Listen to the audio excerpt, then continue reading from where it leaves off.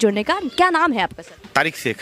Tariq Sheikh sir, हमेशा से हमने ये देखा है, जैसे चुनाव का जैसे अभी वक्त है तो चुनाव का वक्त आते ही एक चुनावी हिंसा का नाम सामने आता है और हमेशा से ममता बनर्जी किसी न किसी को एक कुर्सी को पाने के लिए कंधा का इस्तेमाल करती हैं और वो कंधा है आप लोग, जिनके नाम पर वो राजनीति करती हैं। पर क्या आपको इसके लिए कोई उपलब्धि मिली, कोई फ़ायदा हुआ?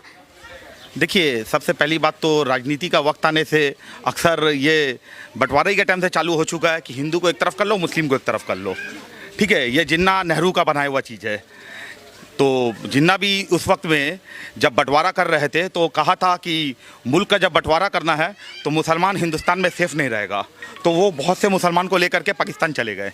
ठीक है, लेकिन आप बेहतर समझते हैं कि मुसलमान जो यहाँ रह गए वो खुश थे और अपना वतन को नहीं छोड़े। तो ये जो हर मुसलमान ऐसा नहीं है कि एक तरफा पार्टी को वोट दे दे, वो कुछ आज के नौजवान और बेहतर समझदारी है मीडिया के माध्यम से कि वो लोग जानते हैं कि अब वो दौर नहीं रहा जो मैंने बेवकूफ़ बनाने वाला। आप जो कहते हैं कि मुसलमानों के लिए उन्नति किया, तो आप 43 साल में सीपीएम और तृणमूल का गवर्नमेंट सेंट्रल तो आई नहीं है इधर, और उससे पहले कांग्रेस 26 साल थी। तो ब्रिटिश अमल में 55% नौकरी मुसलमानों का था। उसके बाद कांग्रेस का अमल आया तो कांग्रेस का अमल के टाइम में घट के 12.5% हो गया। उसके बाद सीपीएम का वक्त आया, आस्ते आस्ते घटते घटते 2%, बुद्धदेव का ज़माना में 1.5%, ममता बनर्जी का फर्स्ट टाइम में 1%, अभी 0.70 माने 0.71% से भी घट चुका है। तो मुसलमानों को तो कहीं उन्नति दिखा नहीं है। तो फिर यहाँ मुसलमान के बाद कहाँ से आ जाते हैं? और दूसरी बात है कि जब हम कभी इलाज कराना होता है तो डॉक्टर से हम लोग कभी नहीं पूछते कि आप मुसलमान है कि हिंदू है। जब हम लोगों को कोई अच्छा टीचर की ज़रूरत होता है उस वक्त हम लोग कभी नहीं पूछते कि ये टीचर हिंदू है या मुसलमान है। जब हम लोगों को कुछ खरीदना होता है या बेचना होता है तब हम लोग कुछ नहीं ये पूछते हैं कि ये हिंदू है या मुसलमान है। तो राजनीति का वक्त में ये जो हिंदू कार्ड जो फेंका जाता है या मुस्लिम कार्ड जो फेंका जाता है, ठीक है, अपना काम पे उन्नति मांगो कि हमने ये 10 साल में काम किया है या हमने जब से ये काम कर रहे हैं तो आप समझ रहे हैं कि उन्नति में अपना आके मांग सकते हैं। तो आज उन्हें मालूम है कि हमने जो वादा किया था यहाँ के लोगों से, बंगाल के लोगों से, कि एक वक्त हम आएंगे, फिर से कल कारखाना खुलेगा जो सीपीएम बंद करा चुके हैं। ठीक है, तो वो तो कल कारखाना खुला नहीं, बाकी का जो कल कारखाना और भी था, जैसा कि हिंदुस्तान में कल कारखाना बंगाल में सिर्फ 24% अकेला बंगाल कारखाना था, कल कारखाना था, लेकिन आज घटते घटते घटते घटते सिर्फ 4 या 3.5% रह चुका है। तो ये बंद हो चुका है, आप समझ रहे हैं ना? तो ये बंद हो चुका है। देखिए, यहाँ पे हमने ये भी देखा कि मौलानाओं के नाम पे दीदी राजनीति करती हैं। आज फिर से कल हमने देखा कि एक मौलाना हुसैन जो पूर्वी मिदनापुर के बिलोंग करते हैं उनको शामिल किया है उन्होंने। इससे पहले हमने देखा पिछली बार जो आज उन्होंने आईएसएफ अपनी खुद की पार्टी बना ली है, अब्बास सिद्दीकी, उनके नाम पर जो फुरफुरा शरीफ के पीरज़ादा हैं तो उनके नाम पर उन्होंने राजनीति की पिछले बार। हाँ, कि हालांकि उनको फ़ायदा भी हुआ था। तो क्या इस बार भी कुछ इस तरीके की राजनीति कर रही हैं? क्यों वो मौलानाओं को शामिल कर रही हैं? देखिए, उनके पास तो और कोई बचा नहीं है। बाकी के लोग जो समझदार थे वो तो भारतीय जनता पार्टी में जा चुके हैं।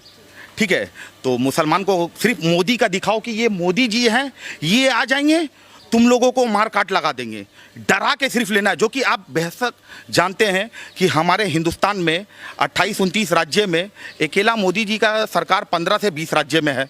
ठीक है, जैसा कि गुजरात है, एमपी है, यूपी है, गोवा है, वहाँ भी तो मुसलमान महफूज है। कुछ दिन पहले बॉम्बे में भी था, वहाँ तो ये भी तो होता है। इस कहने सुनने में तो ये भी आता है कि यहाँ पे लोग कहा जाता है कि अगर बीजेपी की सरकार आ गई तो मुसलमान खतरे में आ जाएंगे।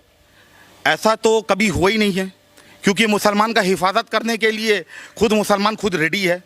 ठीक है, रहा सवाल मारपीट का, यहाँ कौन किससे मारपीट करेगा? आज तो हम लोग जब भी किसी से, हम लोग इतना बंगाल में एकताई है, किसी को कोई भी ज़रूरत होता है, हमारे ज़्यादातर जैसा हमारे घर में झगड़ा हो गया या कभी आग लग गया तो हम तो कभी पूछते नहीं है ना कि फायर ब्रिगेड बुलाओ, मुसलमान फायर ब्रिगेड को बुलाना है, या पुलिस बुला लो तो मुसलमान पुलिस वालों को बुलाना, वो महफूज है, या हमको इलाज कराना है तो डॉक्टर मुसलमान बुला लो।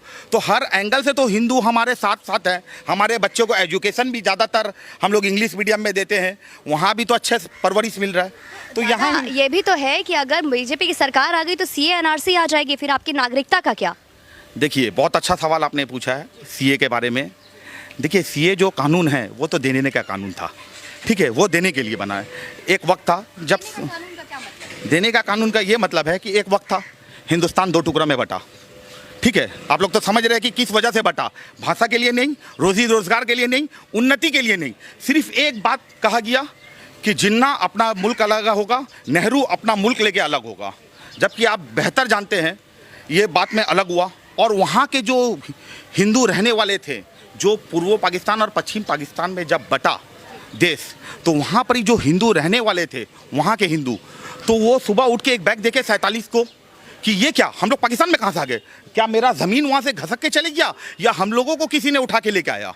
तो बाद में, उस वक्त तो इतना मीडिया नहीं था, उन लोगों को बाद में पता चला कि मुल्क का 2 बंटवारा हो चुका है और आप पाकिस्तान में रह चुके। तो उस वक्त बहुत से लोग आने का कोशिश किए हिंदुस्तान में, लेकिन इतना झगड़ा था, इतना मारपीट था, इतना अफरा तफरी था कि आपको बेशक मालूम होगा, राइटिंग में लिखा हुआ है 10 लाख इंसानों का जान जा चुका था, इंसानों का जान। तो उस वक्त घबरा गए थे लोग और वहीं के वहीं रह चुके। लेकिन जब ये माहौल आस्ते आस्ते ठंडा होने लगा और वो लोग जब वहाँ पर ही रहने लगे, तो उन लोगों को तकलीफ होने लगा कि हम लोग कौन से मुल्क में रह रहे हैं भाई, यहाँ तो हम लोगों को अपना इबादत करने भी ठीक से नहीं दिया जा रहा है।